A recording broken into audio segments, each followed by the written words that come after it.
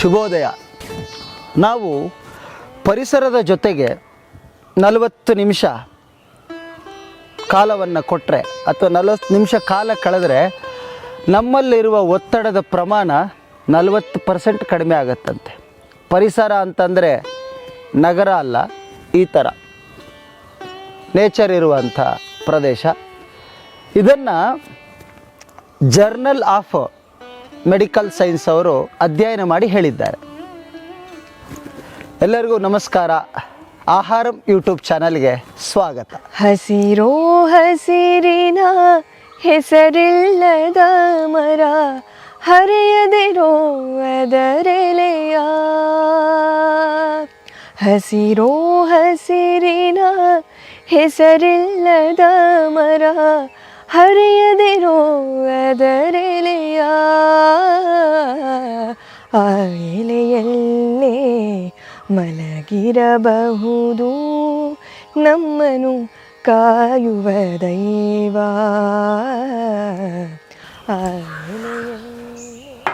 ಇವತ್ತಿನ ಪದಾರ್ಥ ರಾಗಿ ಮಣ್ಣಿ ಅಥವಾ ರಾಗಿ ಹಾಲ್ಬಾಯಿ ಅಂತ ಕರಿತೀವಿ.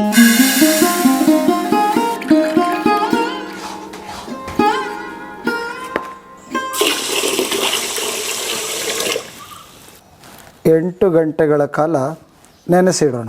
ಗಾಳಿಗೆ ತೂಗುವ ತೊಟ್ಟಿಲು ಈ ಮರ, ಮುರಿಯದಿರು ಆಹರೆಯ. ಗಾಳಿಗೆ ತೂಗುವ ತೊಟ್ಟಿಲು ಈ ಮರ, ಮುರಿಯದಿರು ಆಹರೆಯ.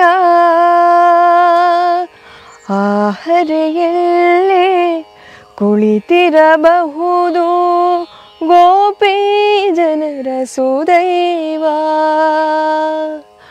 ಆಹರೆಯಲ್ಲೇ ಕುಳಿತಿರಬಹುದು ಗೋಪಿ ಜನರ ಸುದೈವ. ಗೋಪಿ ಜನರ ಸುದೈವ. ಕನಕದಾಸರದ್ದು ರಾಮಧಾನ್ಯ ಚರಿತೆ ಅಥವಾ ರಾಮಧಾನ್ಯ ಚರಿತ ಅಂತ ಕರಿತೀವಿ. ಅದರಲ್ಲಿ ರಾಮರು ಲಂಕಾಧೀಶ್ವರ ಅಂದರೆ ರಾವಣನನ್ನು ಸಂಹಾರ ಮಾಡಿ ಬರ್ತಾ ಇರಬೇಕಾದ್ರೆ, ಲಕ್ಷ್ಮಣ ಸೀತೆ ಅವ್ರ ಜೊತೆ ಬರ್ತಾ ಇರಬೇಕಾದ್ರೆ ದಾರಿ ಮಧ್ಯದಲ್ಲಿ ಗೌತಮರಲ್ಲಿ ಆಶ್ರಯ ಪಡ್ಕೋತಾರೆ. ಗೌತಮರ ಆಶ್ರಮದಲ್ಲಿ ರಾಮರಿಗೆ ಆತಿಥ್ಯ ನಡೀತಾ ಇರುತ್ತೆ. ಆವಾಗ ಅಲ್ಲಿ ಒಂದು ಚರ್ಚೆ ಆಗುತ್ತೆ, ಧಾನ್ಯಗಳಲ್ಲಿ ಶ್ರೇಷ್ಠ ಯಾವುದು ಅಂತ. ಅವಾಗ ಗೌತಮರು ಹೇಳ್ತಾರೆ, ಎಲ್ಲ ಧಾನ್ಯಗಳಿಗಿಂತ ಶ್ರೇಷ್ಠ ರಾಗಿ ಅಂತ. ರಾಗಿನ ತೊಳ್ಕೊಂಡು ಬಂದ್ರ ಮೇಲೆ ಮಿಕ್ಸಿಗೆ ಹಾಕಿ ಇದರಿಂದ ಹಾಲು ತೆಕ್ಕೋಬೇಕು.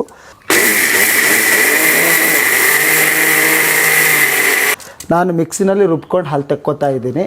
ನಿಮ್ಮಲ್ಲಿ ಗ್ರೈಂಡರು ಅಥವಾ ರುಬ್ಬಕಲ್ಲಿದ್ದರೆ ಅದರಲ್ಲಿ ರುಬ್ಬಿದರೆ ಇನ್ನೂ ಚೆಂದ ಆಗುತ್ತೆ.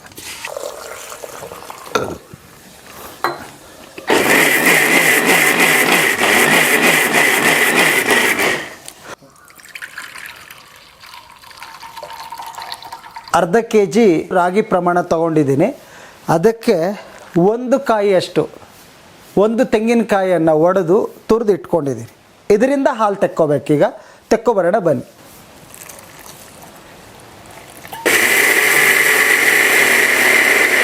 ಗೌತಮ ಋಷಿಗಳು ರಾಗಿ ತುಂಬ ಶ್ರೇಷ್ಠ ಅಂತ ಹೇಳಿದಾಗ ಭತ್ತಕ್ಕೆ ತುಂಬ ಬೇಜಾರಾಯಿತು. ಇದರಿಂದ ಭತ್ತ ಅಸೂಹೆ ಪಟ್ಟು ಅದೇನು ಹೇಳ್ತು ಅಂತಂದರೆ, ರಾಗಿಗೆ ನೀನು ಕಪ್ಪಗಿದೆಯಾ, ಕರಿ ಮಸಿ ಥರ ಇದೆಯಾ, ಹಾಗೆ ಹೀಗೆ ಹೀಗೆ ಹಾಗೆ ಅಂತ ಅಶ್ರೇಷ್ಠ ವಸ್ತುಗಳಿಗೆಲ್ಲ ಹೋಲಿಸ್ತು. ಆದರೆ ಭತ್ತ ತನ್ನನ್ನು ತಾನು ಶ್ರೇಷ್ಠವಾದ, ಪ್ರಪಂಚದಲ್ಲಿರುವ ಎಲ್ಲ ಶ್ರೇಷ್ಠ ವಸ್ತುಗಳಿಗೆ ತನ್ನನ್ನು ತಾನು ಹೋಲಿಸ್ತು.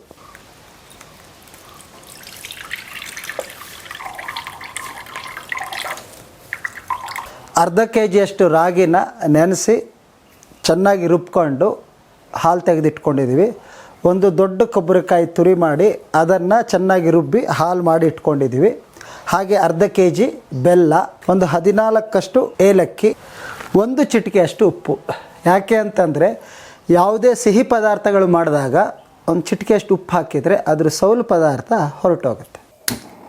ನೋಡಿ, ರಾಗಿ ಹಾಲನ್ನು ಹಾಕ್ಬಿಡೋಣ.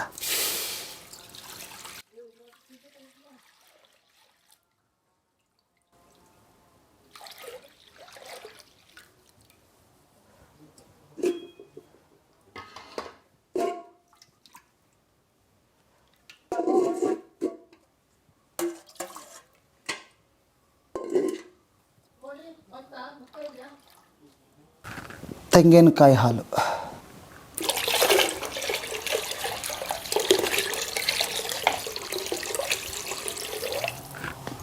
ಬೆಲ್ಲ,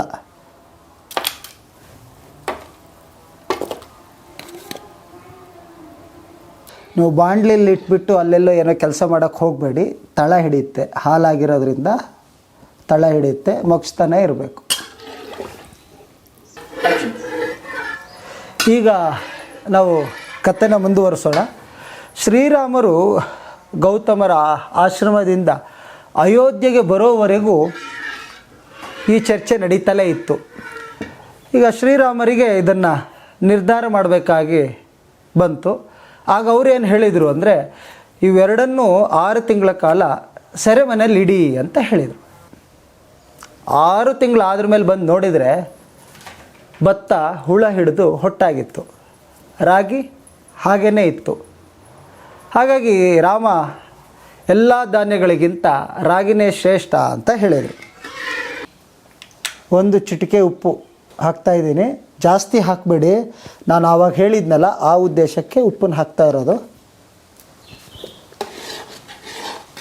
ನೋಡಿ, ಪರಿಮಳಕ್ಕೆ ಏಲಕ್ಕಿ ಪುಡಿ ಮಾಡ್ಕೊಂಡಿದ್ದೀನಿ. ಏನಪ್ಪ ಇಷ್ಟೊಂದು ಏಲಕ್ಕಿ ಪುಡಿ ಹಾಕಿದ್ದೀರಿ ಅಂತ ಅನ್ಕೋಬೇಡಿ, ನಿಮಗೂ ಗೊತ್ತಿರುತ್ತೆ ಏಲಕ್ಕಿ ಹಾಗೆ ಪುಡಿ ಆಗೋದಿಲ್ಲ ಅಂತ. ಸ್ವಲ್ಪ ಸಕ್ಕರೆ ಬೆರೆಸಿದ್ರೆ ಬೇಗ ನುಣ್ಣಗಾಗುತ್ತೆ. ಸೊ ಅದರಲ್ಲಿ ಸಕ್ಕರೆ ಪುಡಿನೂ ಇದೆ.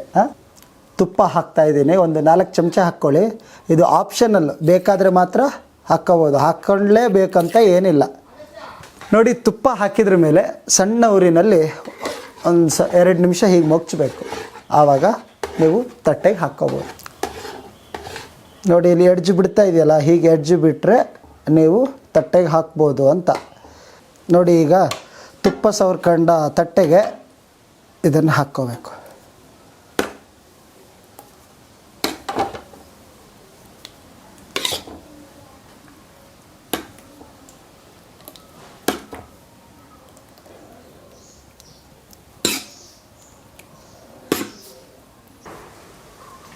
ಎರಡು ಗಂಟೆಗಳ ಕಾಲ ಆರಲಿಕ್ಕೆ ಇಡಿ. ಹೀಗೆ ಆರಲಿಕ್ಕೆ ಇಟ್ಟರೆ ನಿಮಗೆ ಚಿಕ್ಕದಾಗಿ ಪೀಸ್ ಮಾಡಲಿಕ್ಕೆ ಚೆನ್ನಾಗಾಗತ್ತೆ. ಹಿರಿಯರು ಇದನ್ನು ರಾತ್ರಿನೇ ಮಾಡಿ ಬೆಳಿಗ್ಗೆ ಕಟ್ ಮಾಡ್ತಾಯಿದ್ರು, ಕತ್ತರಿಸ್ಲಿಕ್ಕೆ ತುಂಬ ಚೆನ್ನಾಗಾಗ್ತಿತ್ತು ಅಂತ.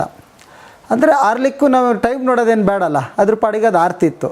ನೀವು ಇವಾಗ ಏನು ಮಾಡ್ಬೋದು ಅಂತಂದರೆ, 2 ಗಂಟೆಗಳ ಕಾಲ ಇಟ್ಟರು ನಿಮಗೆ ಜಲ್ಲಿ ಥರ ಫೀಲ್ ಬರಲಿಲ್ಲ ಅಂತಂದರೆ ಒಂದು ಅರ್ಧ ಗಂಟೆ ಫ್ರಿಜ್ಜಲ್ಲಿ ಇಟ್ಬಿಟ್ರೆ ಹಾಗನ್ಸುತ್ತೆ. ಮೇಡಮ್ ಮೇಡಮ್ ಮೇಡಮ್ ಮೇಡಮ್ ಬನ್ನಿ ಏನ್ರಿ ಇದು? ತೆಗೆದು ನೋಡಿ. Okay, happy birthday to you. ಇವತ್ತಲ್ರಿ? ಹೌದಾ? ನನಗೂ ಗೊತ್ತಿತ್ತು, ತಮಾಷೆ ಮಾಡಿದೆ. ಓಹೋ, ಡಿಸೆಂಬರ್ ಅಲ್ವಾ? ಡಿಸೆಂಬರಲ್ಲಿ ಕ್ರಿಸ್ಮಸ್ಸಿಗೆಲ್ಲ ಕೇಕ್ ಕಟ್ ಮಾಡ್ತಾರಲ್ಲ, ನೋಡಿ ನಾವು ಕೇಕ್ ಮಾಡಿದ್ದೀವಿ, ನೀವು ಕಟ್ ಮಾಡಿ.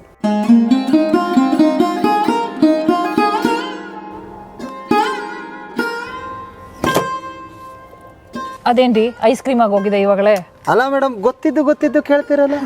ಚಳಿಗಾಲದಲ್ಲಿ ಗಟ್ಟಿಯಾಗದೆ ಇರುತ್ತಾ? ಹೌದೌದು, ಸ್ವಲ್ಪ. ಏನು ಡಾಕ್ಟ್ರಿಗೆ ಹೇಳ್ಬೇಡಿ ನೀವು, ಆಯ್ತಾ? ಇಲ್ಲ ರೀ, ತುಪ್ಪ ಒಳ್ಳೇದು ಆ್ಯಕ್ಚುಲಿ. ನೋಡಿ, ನೋಡಕ್ ಚೆನ್ನಾಗಿದೆ, ತಿನ್ನೋಕೆ ಹೇಗಿದೆ ಅಂತ ನೋಡ್ಬಿಡೋಣ.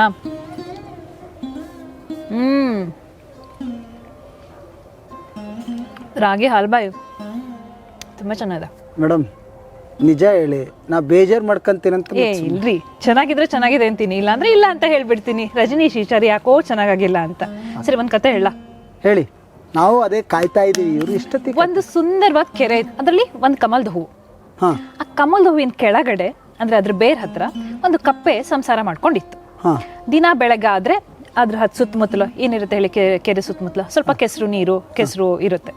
ಅಲ್ಲಿ ಹೋಗಿ ಅದು ಆಹಾರ ಸಂಪಾದನೆ ಮಾಡ್ಕೊಂಬರೋದು, ರಾತ್ರಿ ಬಂದು ಮತ್ತೆ ಕಮಲದ ಹತ್ರ ಮಲ್ಕೊಳ್ಳೋದು. ಹಾಗೆ ಇರ್ತಾ ಇರುವಾಗ ದಿನಾಗಳು ಅಲ್ಲಿಗೆ ಒಂದು ಭೃಂಗ ಅಂದ್ರೆ ದುಂಬಿ ಬರ್ತಾ ಇರೋದನ್ನ ಕಪ್ಪೆ ಗಮನಿಸ್ತಾ ಇತ್ತು.